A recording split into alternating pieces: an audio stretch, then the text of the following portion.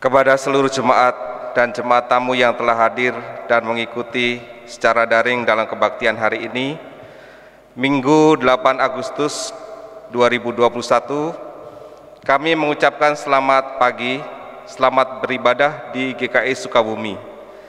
Jika ada anggota jemaat dan simpatisan yang membutuhkan pelayanan, dapat menghubungi majelis jemaat setelah kebaktian selesai. Adapun beberapa warta lisan sebagai berikut. 1. Mulai tanggal 8 Agustus 2021 kita akan mengikuti ibadah online melalui channel YouTube GKI Zainal Sakse.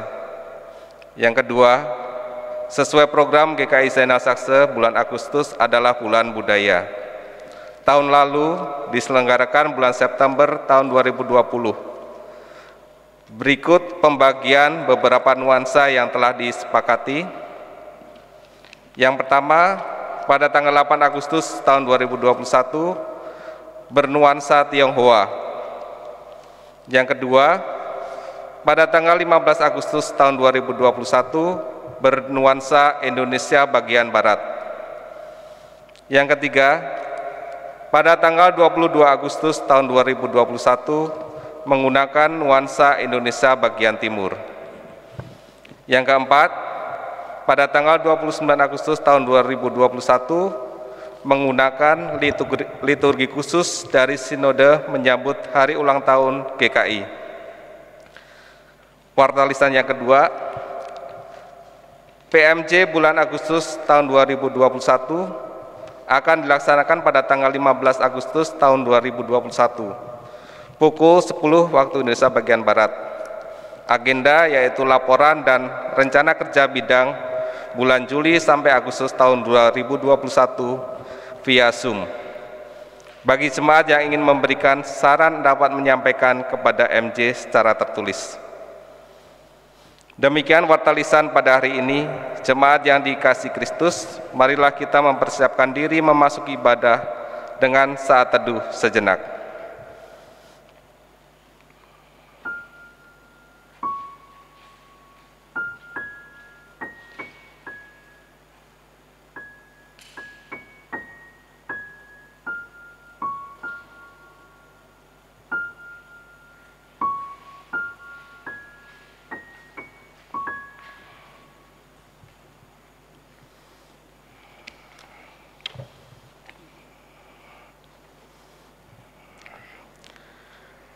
Jemaat dimohon berdiri.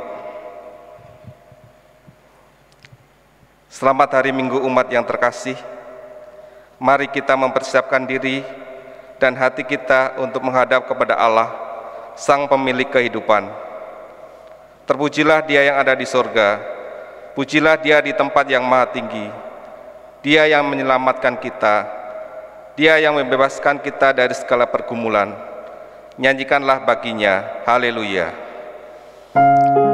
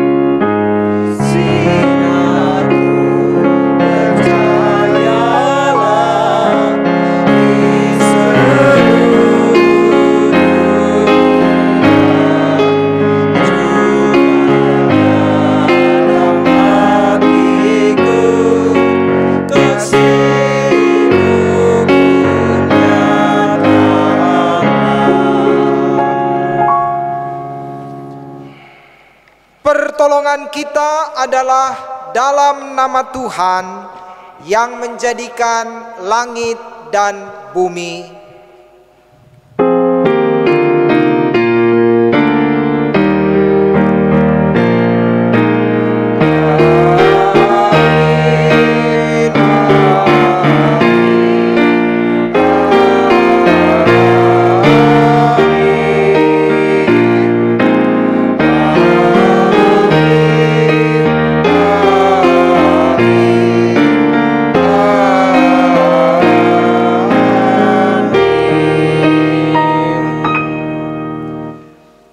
Beserta saudara dan beserta saudara juga. Jemaat dimohon duduk. Umat yang terkasih, tentu setiap kita pernah mengalami pergumulan. Mungkin kita sedang mengalaminya saat ini. Bagaimana sikap iman kita dalam menghadapi pergumulan tersebut? Apakah kita sudah memandang pergumulan dengan benar, atau justru memandangnya dengan sikap yang keliru, jauh dari kehendak dan teladan Kristus? Marilah kita datang ke hadapan Tuhan, memeriksa diri kita melalui doa secara pribadi.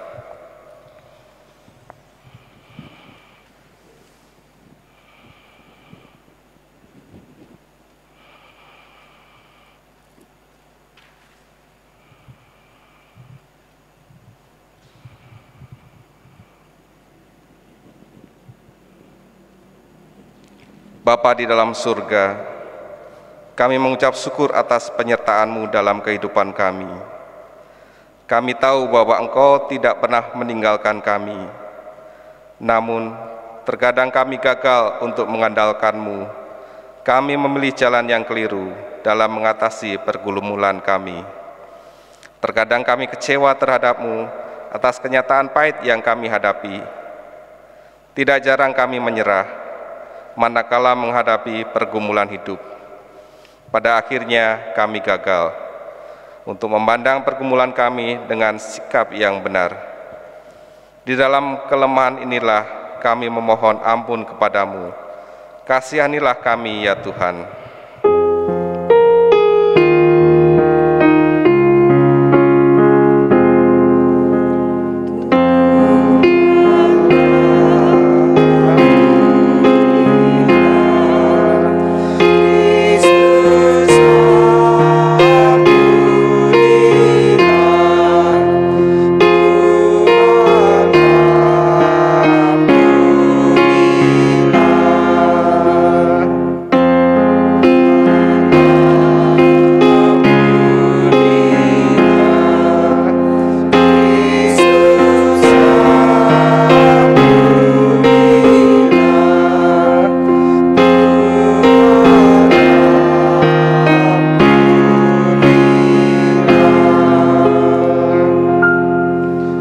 Bapa di dalam surga, ampunilah kami.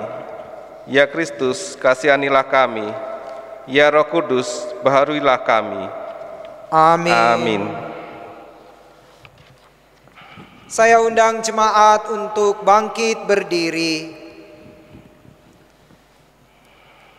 Bagi setiap kita yang telah mengakui dosanya di hadapan Tuhan, dengarkanlah berita pengampunan dari kitab Nabi Yeremia pasal 33 ayat 8 yang berkata, Aku akan mentahirkan mereka dari segala kesalahan yang mereka lakukan dengan berdosa terhadap Aku, dan Aku akan mengampuni segala kesalahan yang mereka lakukan dengan berdosa dan dengan memberontak terhadap Aku. Demikianlah berita anugerah dari Tuhan. Di dalam Kristus engkau telah diampuni. Di dalam Kristus engkau pun telah diampuni. Damai Kristus bagimu. Damai Kristus bagimu juga. Nyanyian dari NKB 32, Atas Bumi Nan Permai.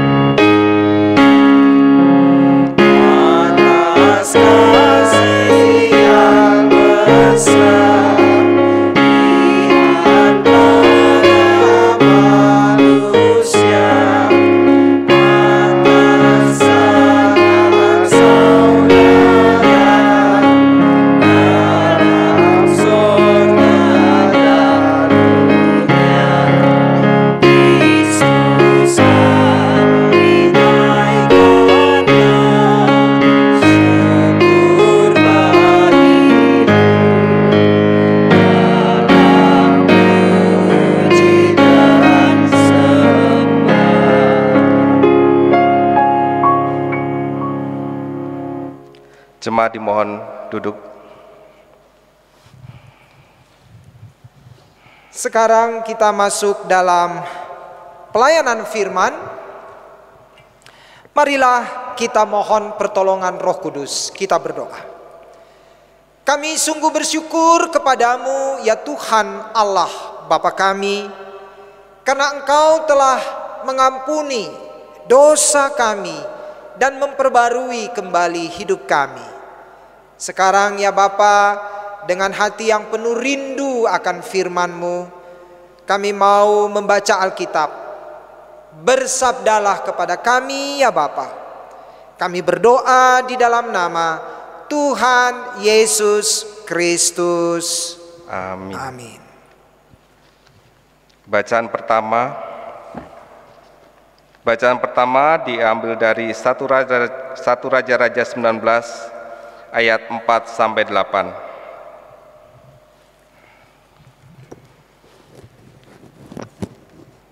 1 Raja-Raja 19 ayat 4 sampai 8. Tetapi ia sendiri masuk ke padang gurun sehari perjalanan jauhnya, lalu duduk di bawah sebuah pohon arar. Kemudian ia ingin mati, katanya, "Cukuplah itu, sekarang ya Tuhan, ambillah nyawaku, sebab aku ini tidak lebih baik daripada nenek moyangku." Sesudah itu, ia berbaring dan tidur di bawah pohon arar itu.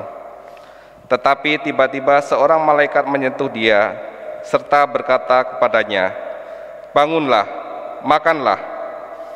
Ketika ia melihat sekitarnya, maka pada sebelah kepalanya ada roti bakar, dan sebuah kendi berisi air.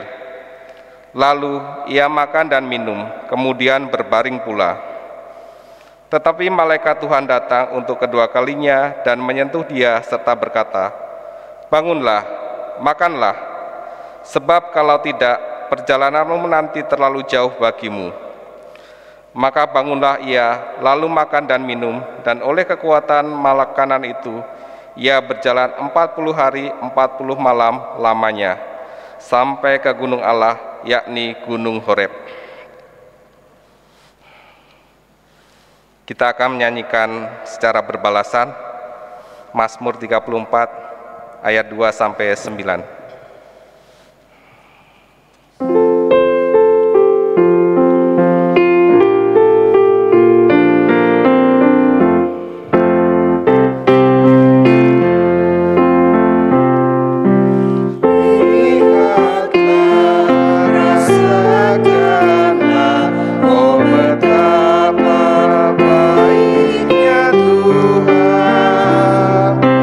Bahagialah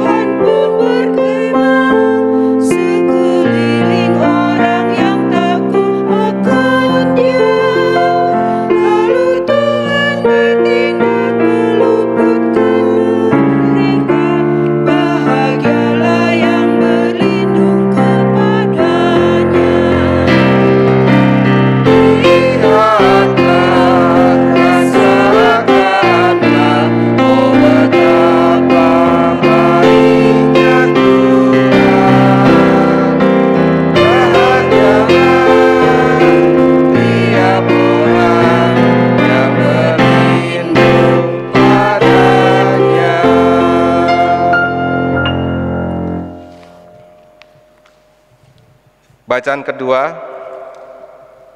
kedua diambil dari Efesus 4 ayat 25 sampai pasal 5 ayat 2. Efesus pasal 4 ayat 25 sampai Efesus pasal 5 ayat 2. Karena itu, buanglah dusta dan berkatalah benar seorang kepada yang lain, karena kita adalah sesama anggota. Apabila kamu menjadi marah, janganlah kamu berbuat dosa. Janganlah matahari terbenam sebelum padam amarahmu. Dan janganlah beri kesempatan kepada iblis. Orang yang mencuri, janganlah ia mencuri lagi. Tetapi baiklah ia bekerja keras dan melakukan pekerjaan yang baik dengan tangannya sendiri, supaya ia dapat membagikan sesuatu kepada orang yang berkekurangan. Janganlah ada perkataan kotor keluar dari mulutmu, tetapi pakailah perkataan yang baik untuk membangun, di mana perlu, supaya mereka yang mendengarnya beroleh kasih karunia.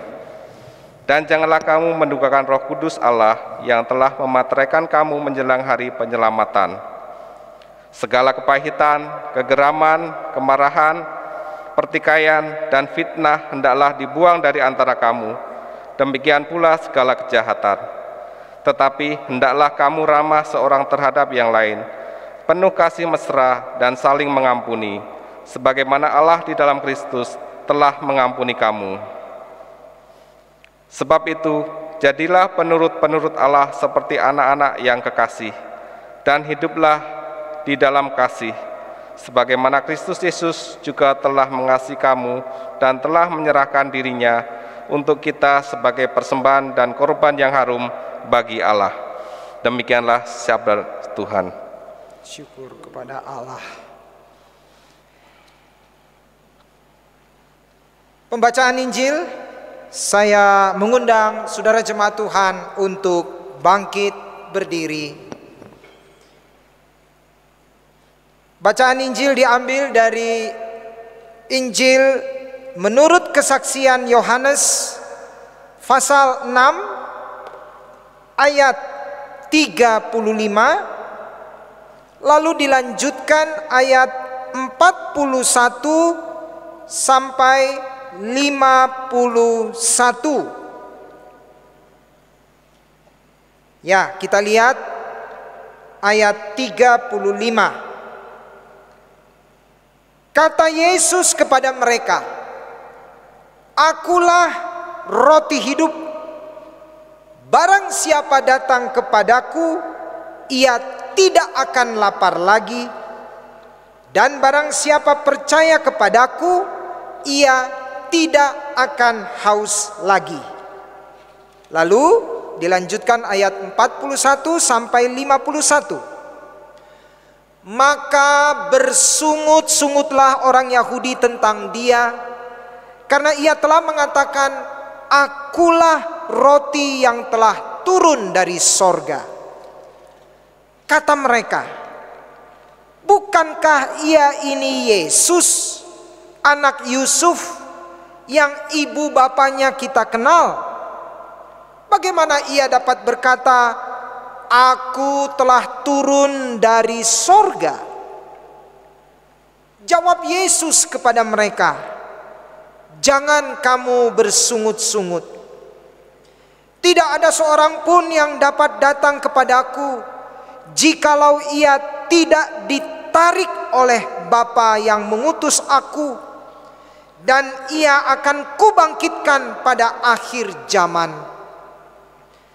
Ada tertulis dalam kitab nabi-nabi, dan mereka semua akan diajar oleh Allah. Dan setiap orang yang telah mendengar dan menerima pengajaran dari Bapa datang kepadaku.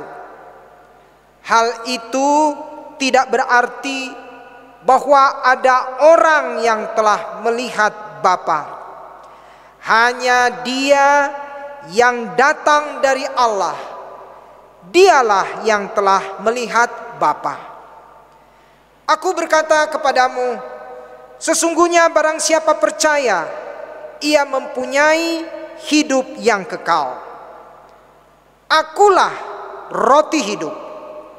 Nenek moyangmu telah makan manna di padang gurun dan mereka telah mati. Inilah roti yang turun dari sorga. Barang siapa makan daripadanya, ia tidak akan mati. Akulah roti hidup yang telah turun dari sorga. Jikalau seorang makan dari roti ini, ia akan hidup selama-lamanya. Dan roti yang kuberikan itu ialah dagingku yang akan kuberikan untuk hidup dunia. Demikianlah Injil Yesus Kristus. Berbahagialah mereka yang mendengarkan firman Allah dan yang memeliharanya. Haleluya. Haleluya. Haleluya. Haleluya.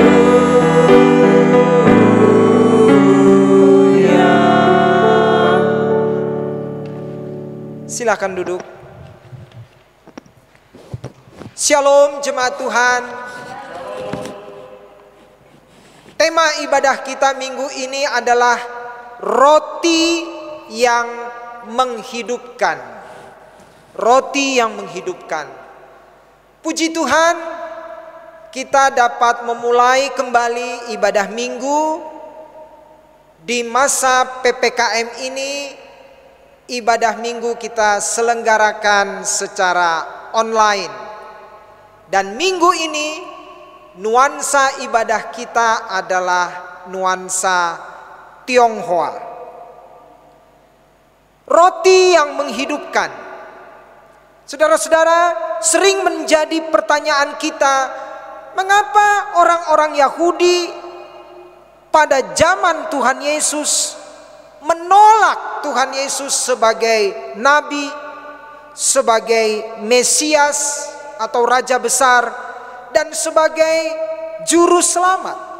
Mengapa? Ada 4 alasannya. Pertama, mereka mengukur segala sesuatu menurut ukuran manusia dan secara lahiriah. Mereka melihat Yesus hanya sebagai anak tukang kayu, yaitu putranya Bapak Yusuf dan anak dari Ibu Maria. Mereka tahu Yesus dibesarkan di daerah Nazaret, suatu daerah yang tidak setenar kota Yerusalem. Yang kedua, bahwa sesama mereka sendiri sering saling berdebat.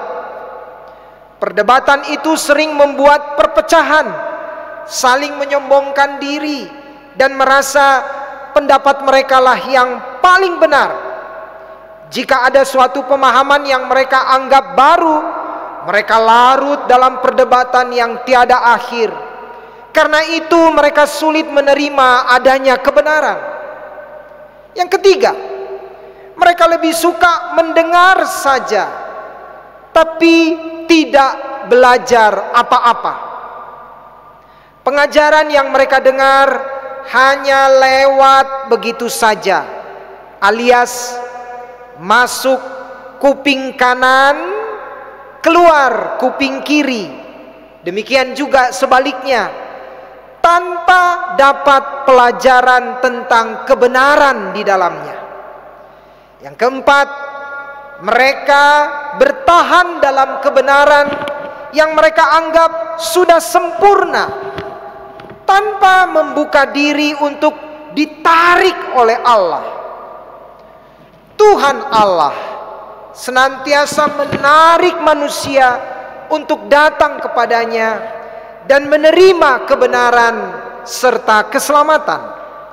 Namun sayang, manusia seringkali menolak tarikan Allah, atau manusia berusaha melawan tarikan Allah dengan sekuat tenaganya.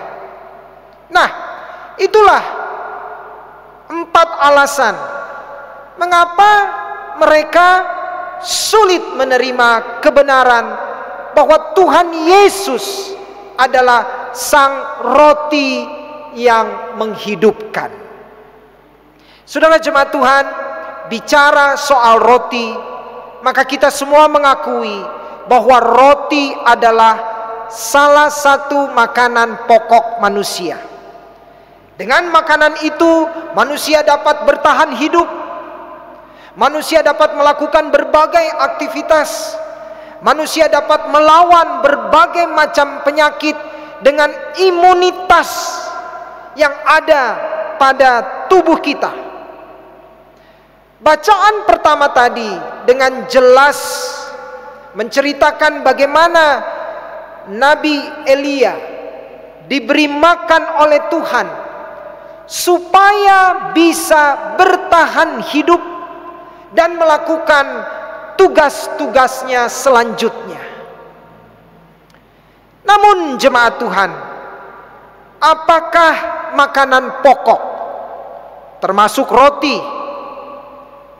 yang paling dibutuhkan manusia dan yang menjadi tujuan hidup kita di dunia? Bagi kita orang beriman, harta termahal yang harus kita miliki adalah Allah sendiri.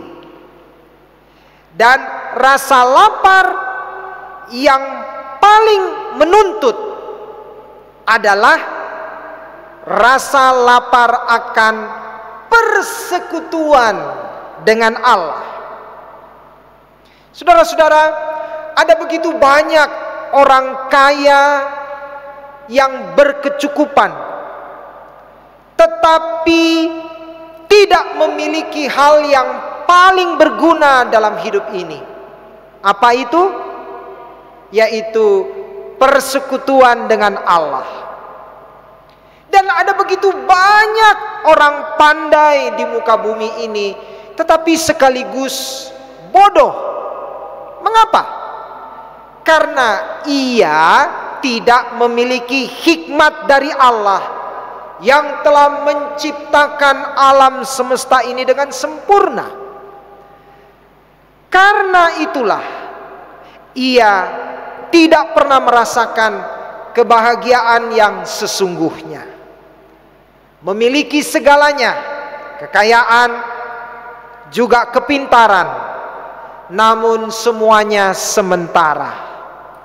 Sedangkan memiliki persekutuan dengan Allah berarti memiliki sumber dari segala-galanya yang tidak terbatas.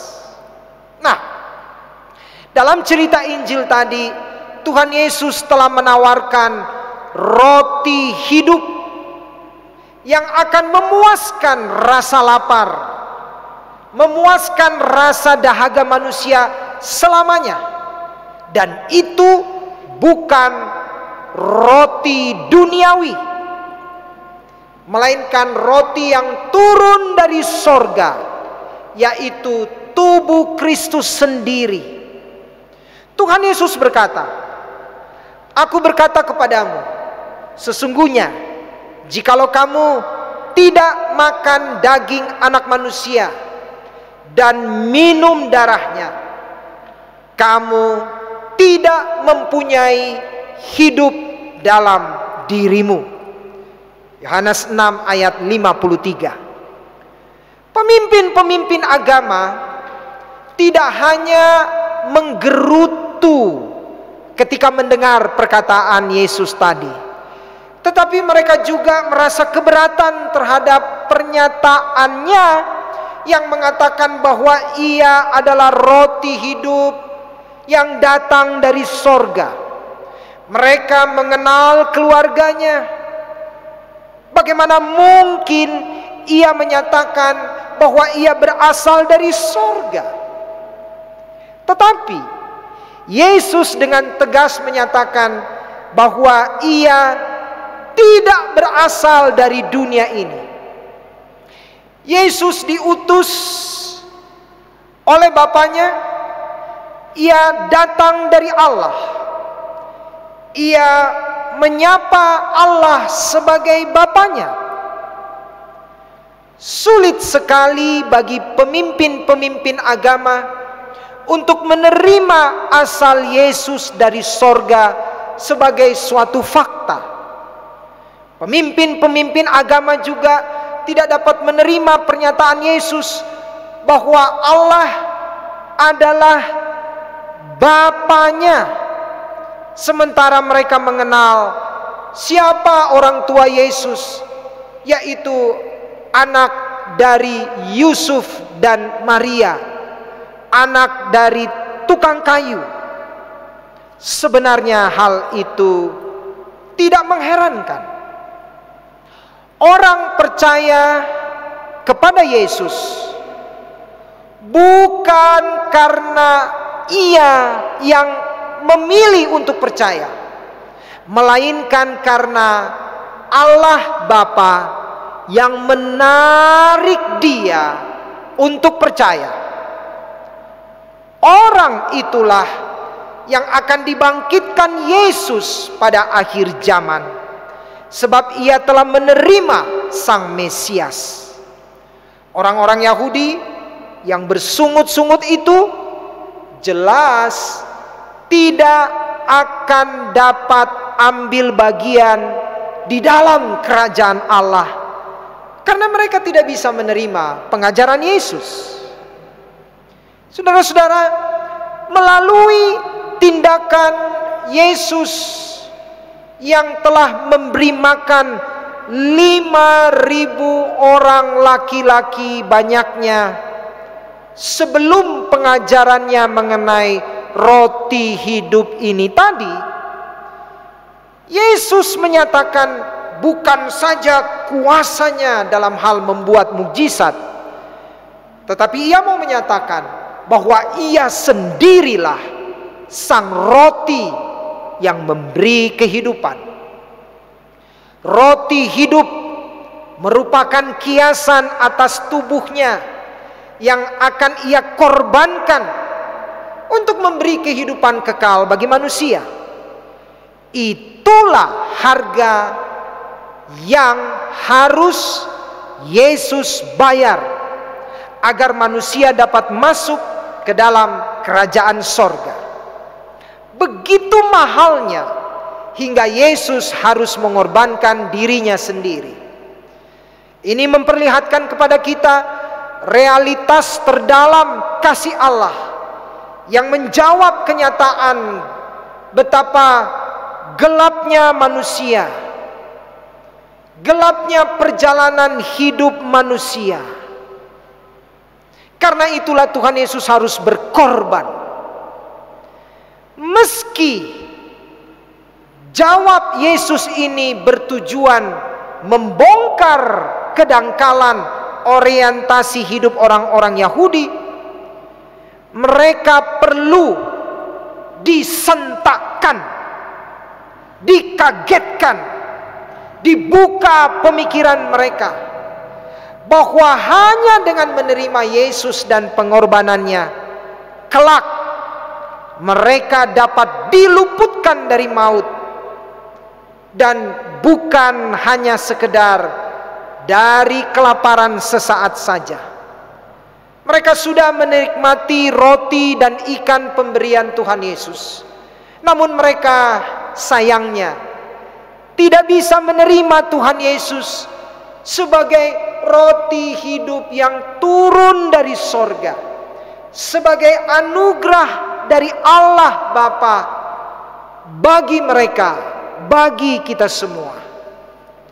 Tuhan Yesus menandaskan lebih jauh siapa sesungguhnya ia dan apa saja yang ia akan karuniakan, yaitu ia akan membangkitkan manusia pada akhir zaman. Dan ini menegaskan otoritas kuasa ilahinya yang jauh melampaui para nabi yang pernah mendengar Allah. Sebab Yesus sendiri sudah melihat Allah Bapa. Ia bisa memberi hidup yang kekal, yaitu hidup yang jauh lebih penting dan hakiki daripada hidup sementara yang ditopang oleh makanan jasmani.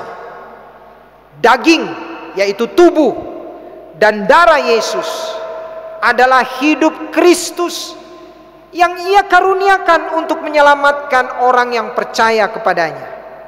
Dengan makan daging dan minum darah Kristus, seseorang akan menerima karya keselamatan Allah.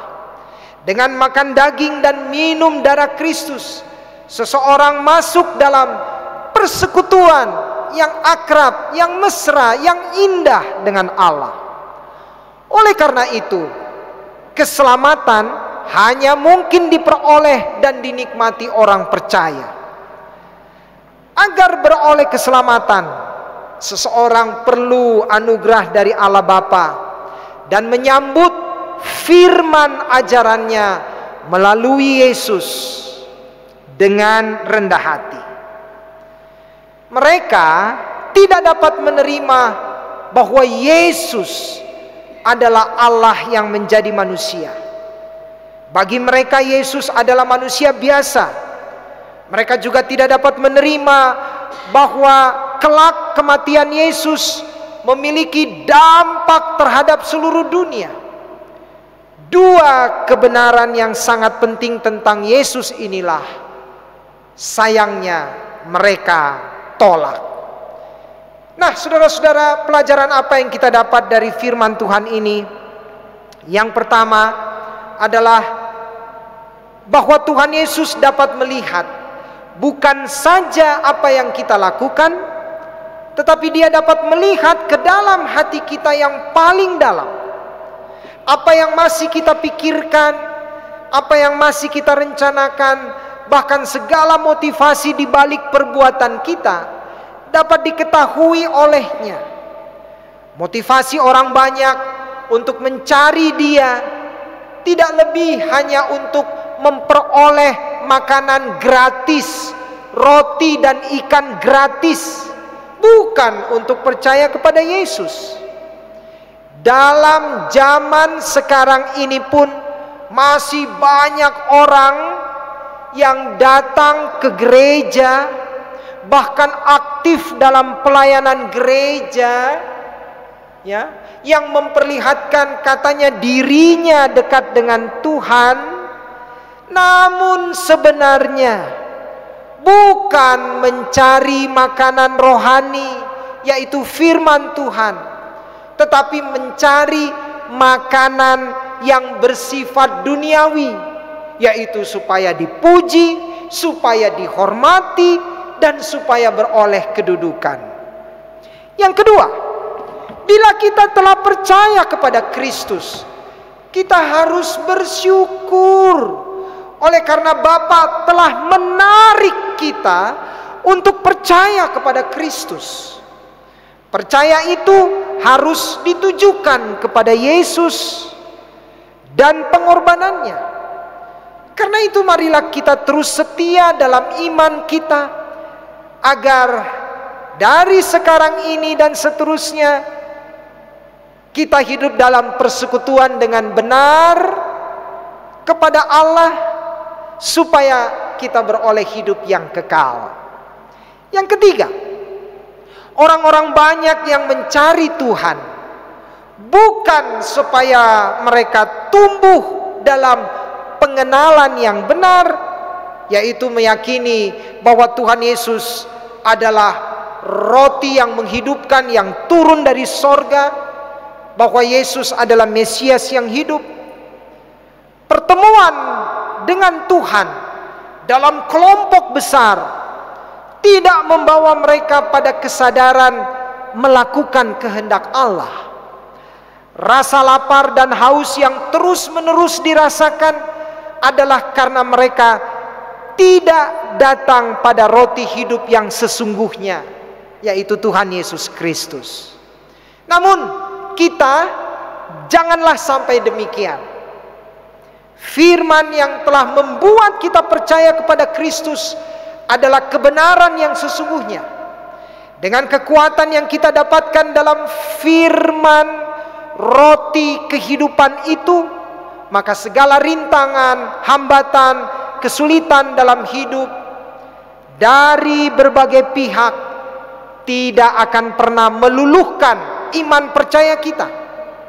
Kita adalah orang-orang pilihan Allah, anak-anak Allah yang meyakini bahwa di dalam Kristus ada kehidupan kekal, ada jaminan keselamatan. Yang keempat, dalam kehidupan kita sebagai orang percaya, yang harus dipertahankan adalah bagaimana kehidupan beriman kita tetap sehat. Jadi jangan hanya fisik kita sehat. Pandemi COVID-19 ini mengharuskan tubuh kita harus selalu sehat, supaya imunitas kita tetap tinggi. Tapi bukan hanya itu, Tuhan juga mau rohani kita tetap sehat. Persekutuan kita dengan Allah juga selalu sehat. Untuk itu bagaimana caranya? Hiduplah dalam kebenaran. Sekalipun kita menderita, sekalipun kita teraniaya, tetapi tetaplah dalam persekutuan dalam Kristus. Tetaplah senantiasa mengandalkan roti kehidupan dari Kristus. Karena roti kehidupan itulah yang akan membuat hidup kita tidak sia-sia. Maka yang kelima, yang terakhir, seperti besarnya hasrat kita untuk mencari makanan ketika merasa lapar, begitulah kiranya kita mencari Yesus sebagai jawaban atas kelaparan rohani kita. Dialah yang kita butuhkan di dalam hari-hari hidup yang kita jalani. Tuhan Yesus harus diundang masuk dalam hidup kita. Karena jika kita mengundang Yesus masuk, Dia akan menghidupkan dan menopang kehidupan kita. Dialah kebenaran dan Dialah jalan menuju kehidupan kekal. Amin. Kita bersaat hening.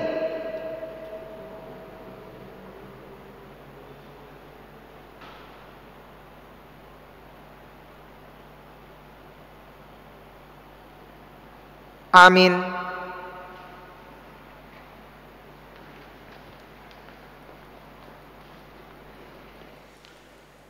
Kita bangkit berdiri.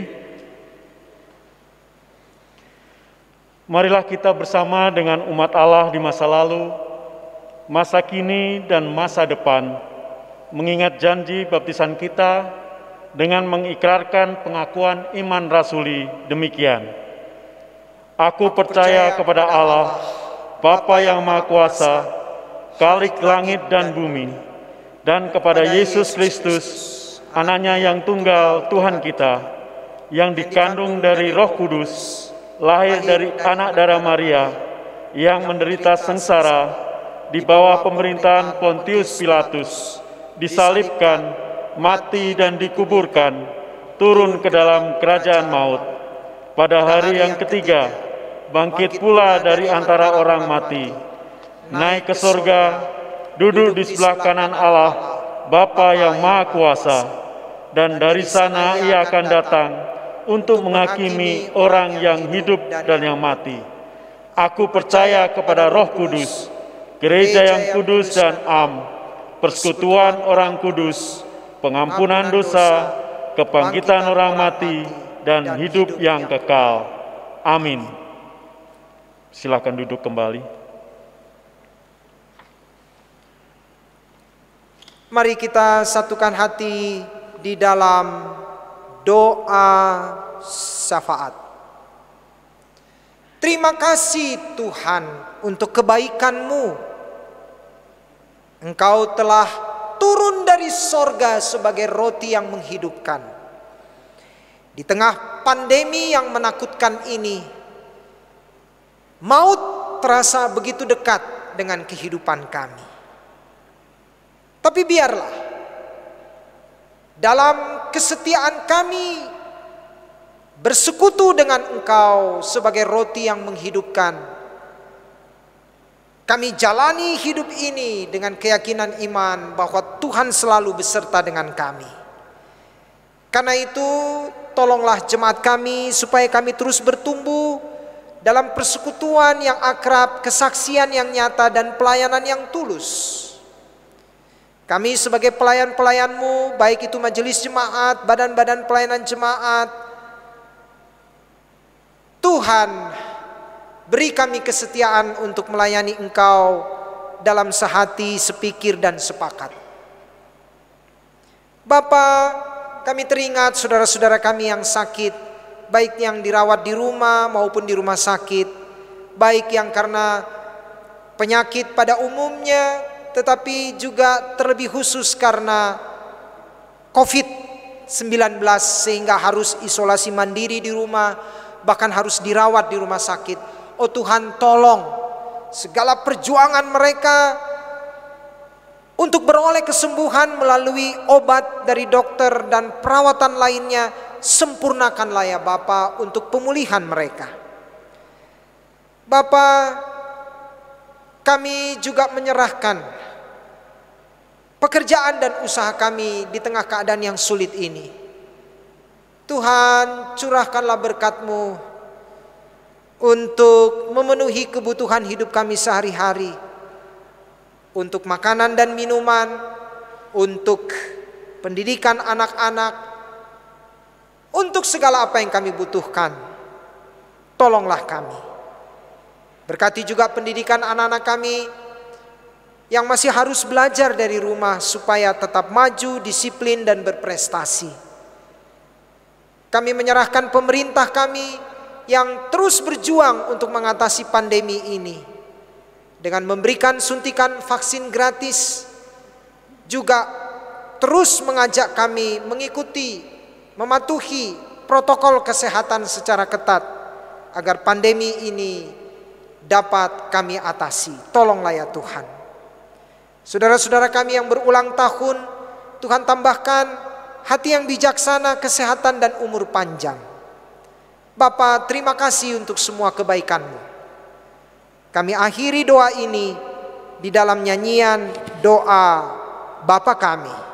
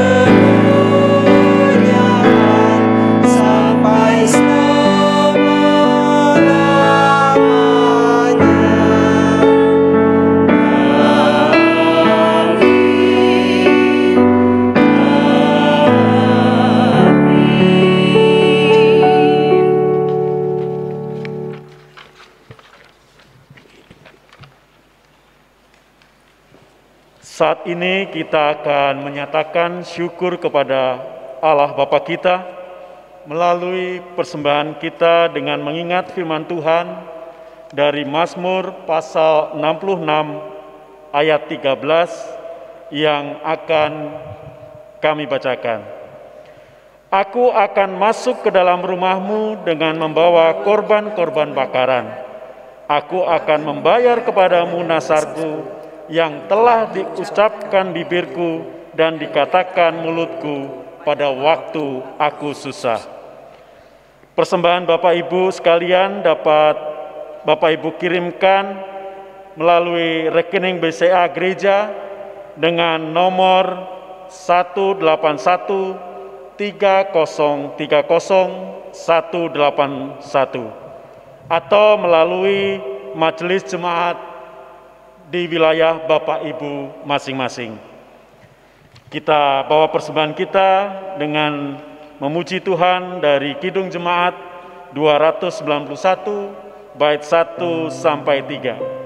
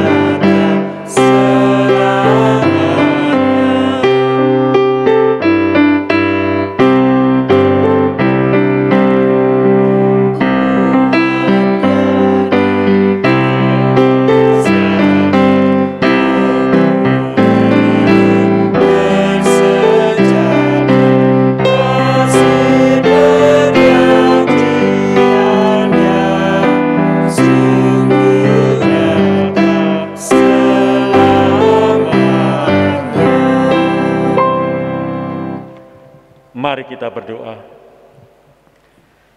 Umat Tuhan, Bapa yang ada di dalam surga yang mulia, kami membawa persembahan syukur kami di hadapan-Mu. Memang persembahan ini tidak sebanding dengan berkat yang Engkau berikan kepada kami. Namun kami mohon, terimalah ya Bapa. Tolonglah kami ya Bapa, supaya kami dapat menjadi saluran berkat bagi sesama kami, khususnya bagi saudara-saudara kami yang sedang mengalami pergumulan. Terpujilah Allah Tritunggal, Sang Khalik semesta, sumber segala kurnia. Amin.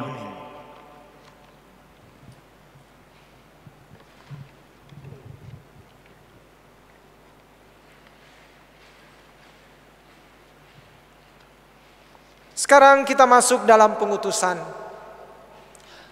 Umat Tuhan yang terkasih, kita akan melanjutkan keseharian kita. Kita tidak tahu apa yang akan terjadi di masa mendatang, namun satu hal yang kita yakini, bahwa Tuhan berjanji tidak akan meninggalkan kita. Maka di dalam setiap pergumulan, Tuhanlah yang menjadi segalanya bagi kita. Tuntun aku, Tuhan Allah.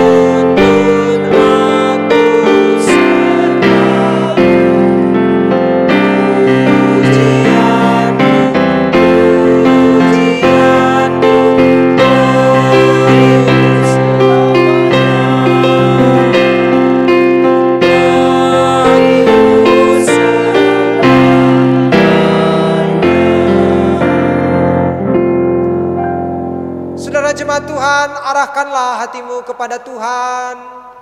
Arahkan hati kami kepada Tuhan.